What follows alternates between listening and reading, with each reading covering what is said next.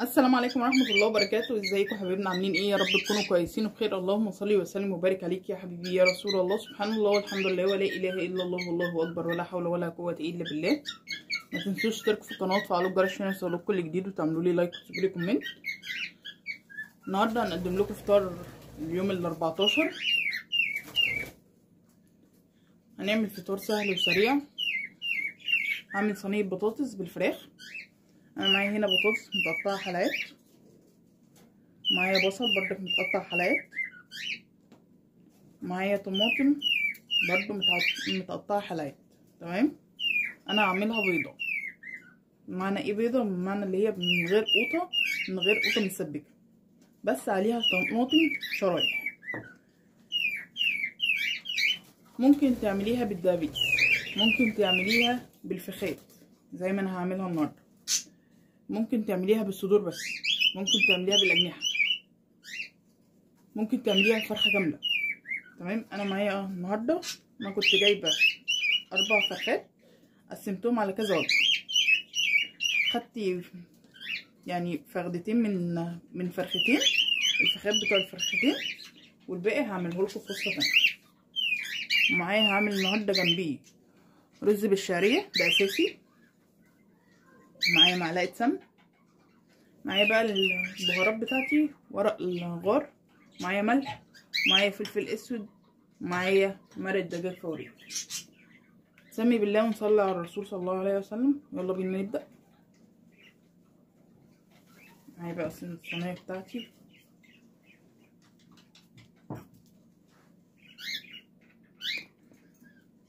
وهنبعد الرز،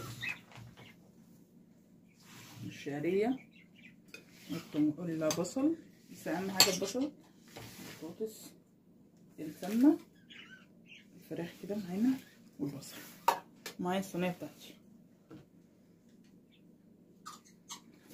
هنزل اول حاجه بالبصل. سمي بالله ونصلي على الرسول. معايا ورق غار،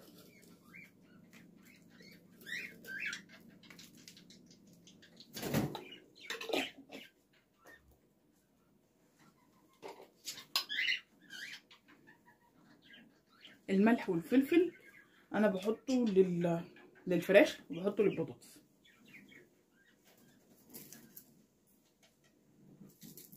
تمام.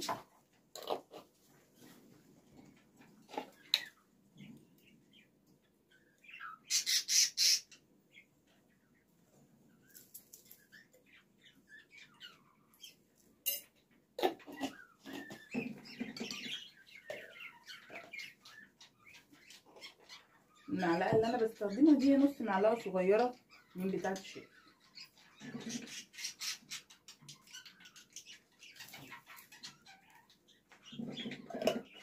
تمام. اللهم صل وسلم وبارك عليك يا حبيبي يا رسول الله. هقلب كل ده مع بعض يعني كده.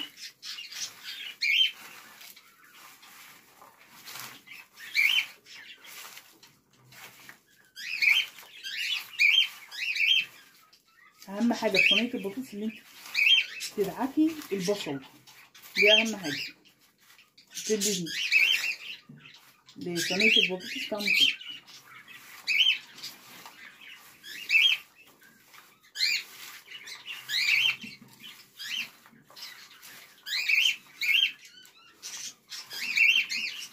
اهو بصوا كل البصلايه بتتفك كده. هجيب بقى الفراخ معايا وهتبلها بالبصل كده.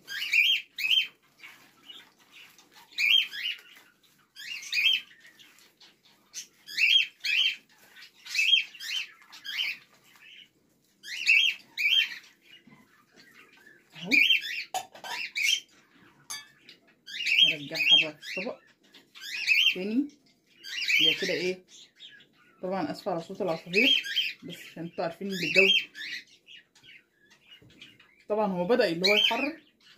انا كده هخرجه من البلكونه بس ايه اول ما الجو يدفي شويه نفرك كده البصل.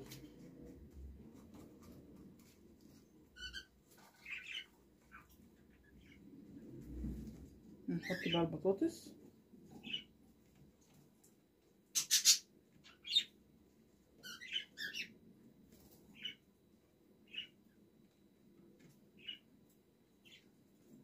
اللهم صل وسلم وبارك عليك يا حبيبي يا رسول الله. سبحان الله والحمد لله ولا اله الا الله والله اكبر ولا حول ولا قوه الا بالله.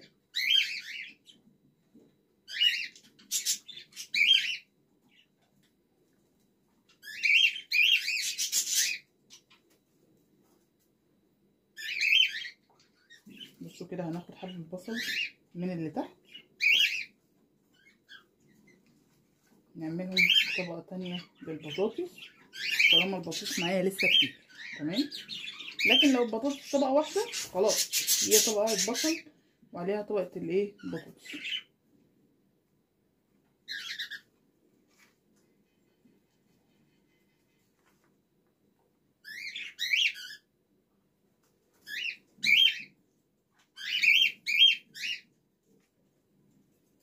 في ناس هتقول لي ممكن تتحرق البطاطس. لا اقول لكم لا، البطاطس مش هتتحرق طول ما انت واخده بالك.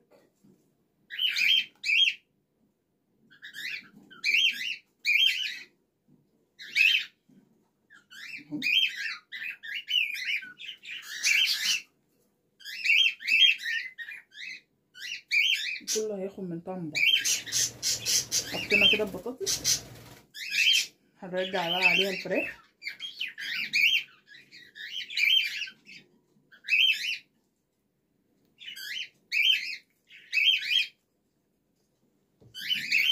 نجيب بقى الطماطم اللي انا مقطعاها. عشان كده انا بقول لكم انا هعمل صينيه بطاطس بيضه. دي بتبقى صينيه البطاطس بتبقى عليها بس شرايح من الطماطم مش اكتر من كده، ما بتبقاش طماطم مسبكه او بعصير طماطم. دي بتبقى خفيفه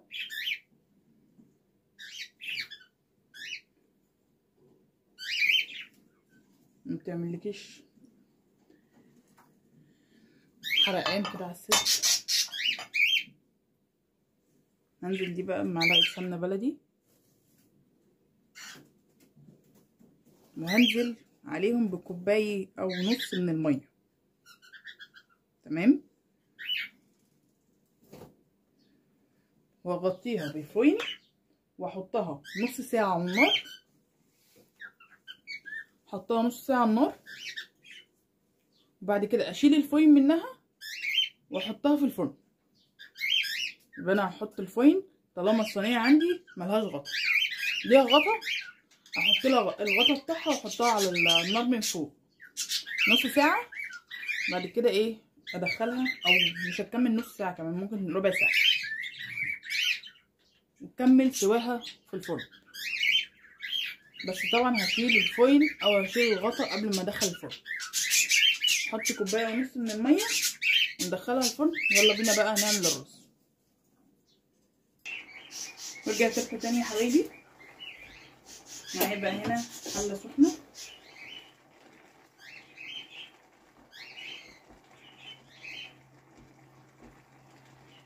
فيها معلقه سمن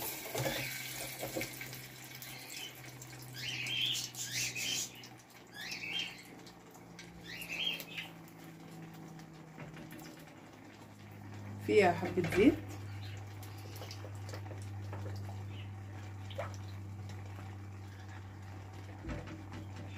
طبعا لازم الزيت يكون كتير هي والسمن لازم. طبعا انتوا اتعودتوا على حاجه دي.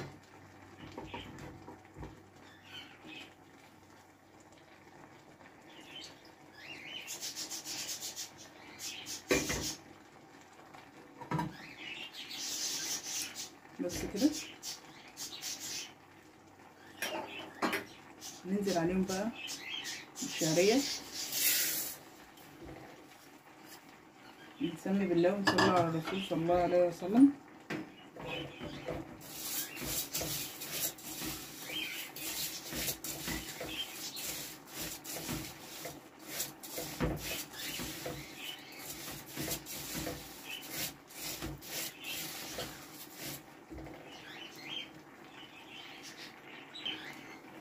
زي ما حضراتكم كده شايفين. هحط حبه شعريه كمان عشان احنا هنعمل شوربه شعريه زي شوربه لسان العصفور، عشان كده انا كنت حاطه السمن والزيت كتير. عرفتوا بقى الستين مش مفروض تفكروني، لازم اهم حاجه الشوربه على السفره، دي اهم حاجه. بدل ما نحمر في حله تانية او في طاسه تانية نعمل مواعين، لا هي طاسه واحده او حله واحده وناخد منها حبه شوربه. طبعا هنا صينيه البطاطس بتغلي. انا ليه بقول لكم اللي هي ربع ساعه او تلت ساعه بالكتير قوي، ما حطيتش ميه كتير عشان البصل هينزل ميته، وهتلاقي الميه كترت معاكي. هتلاقي صينيه البطاطس بدل ما تكون اللي انت مش عايزه فيها صوص غير حبه صغيرين، لا هتلاقي الصوص بتاعها كتر. تمام.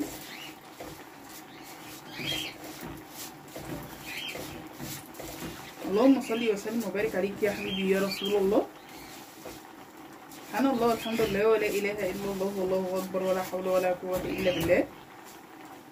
هحمر بقى الشعريه، هي بصوا بدات تاخد اللون الابيض، هحمرها وارجع لكم تاني.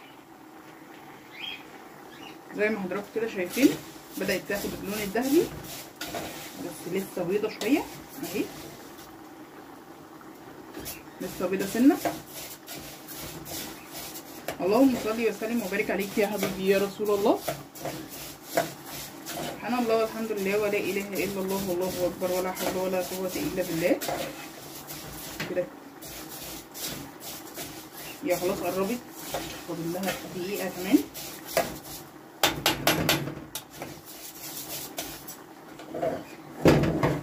كده هي خلصت. هجيب بقى الحله بتاعت الشوربه واخد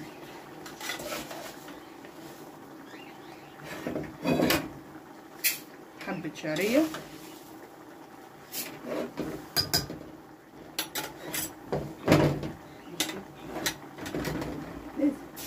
لازم ان احنا نتحرق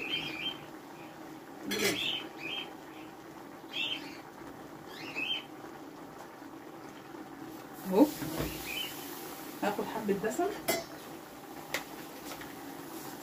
اللي هو الزيت والسمن،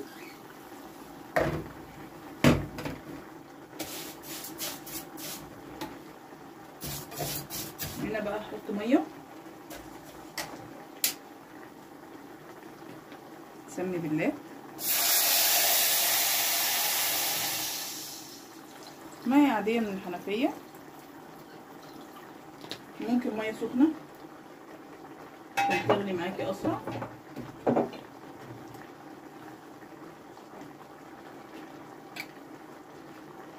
هنحط بقى التوابل بتاعتها. طبعا انا ما عنديش شوربه، نعمل بايه؟ بمكعب مرق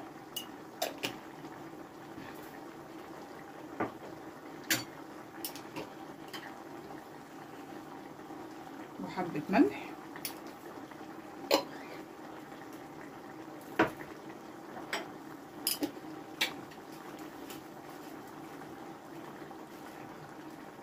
وورقتين غار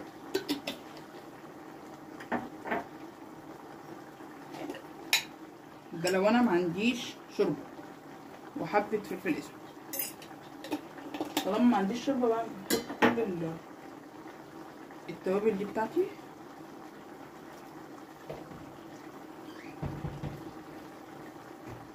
تمام. طبعا انا نقلت الشوربه الناحيه الثانيه عشان يعمل الرز. بصوا هي الشعريه طالما ركنتيها كده على جنب بتغمق سنه. هحط بقى الرز طبعا مسلوق. يتصفي.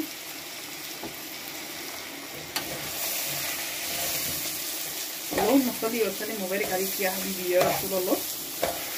انا الله والحمد لله ولا اله الا الله والله اكبر ولا حول ولا قوه الا بالله. لازم ان احنا نشوح الرز كويس.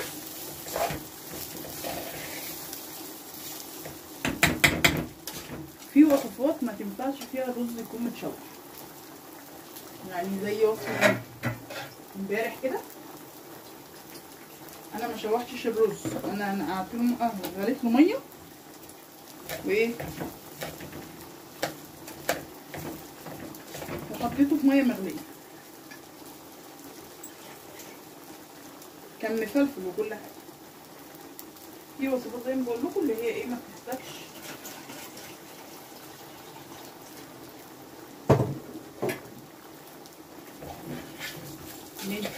اللي احنا نشوح الرز.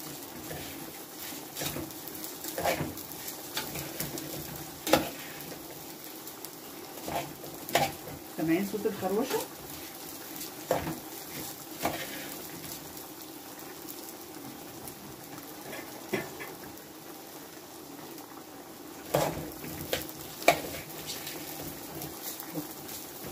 بصوا الخروشه دي طالما سمعناها بنحط الميه.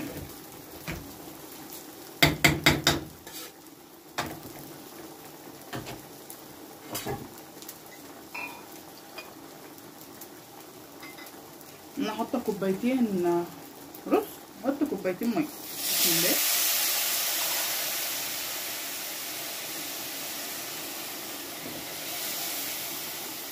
وهحط له كمان نص كوبايه او كوبايه عشان الشعريه، نص كوبايه. تمام. ولو احتاج تاني انا هحط له، بس ايه ما تحطيش كتير عشان ما يعجنش منك في الاول، عشان في رزايه تحتاج ميه كتير وفي رزايه لا. هنحط ايه بقى عليه؟ مرق الدجاج ده اساسي في اي رز ما عدا رز الصياديه.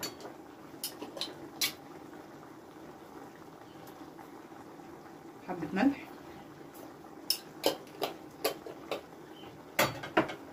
طبعا انا نسيت ان انا احط الفلفل الاسود والملح قبل ما احط الميه، بس مش مشكله. حبه فلفل اسود،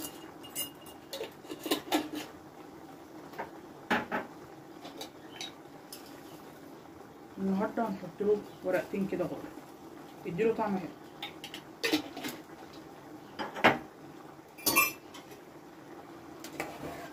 هقلب كده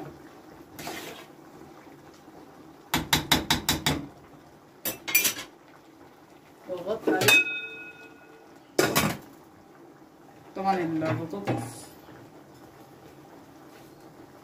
كده استوت نص سوا. نشوف بقى الشوربه.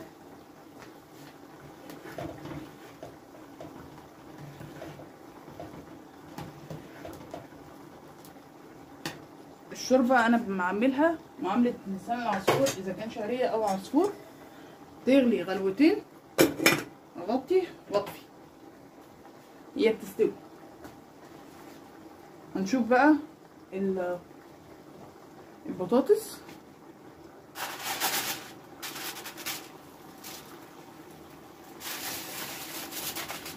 طبعا هشيل بقى كده منها الفويل خلاص.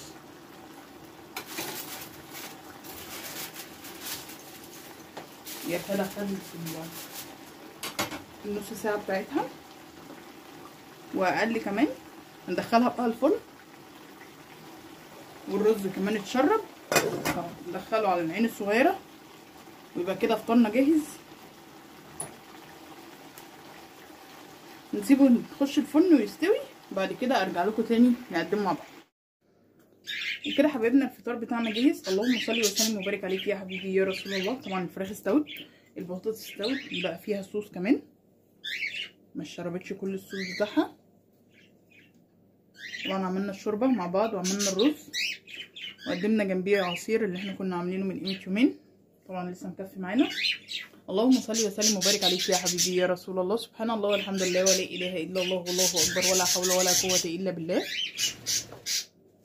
ما تنسوش تشتركوا في القناه وتفعلوا الجرس عشان يوصلكوا كل جديد، وتعملوا لي لايك وتسيبوا لي كومنت. والسلام عليكم ورحمه الله وبركاته.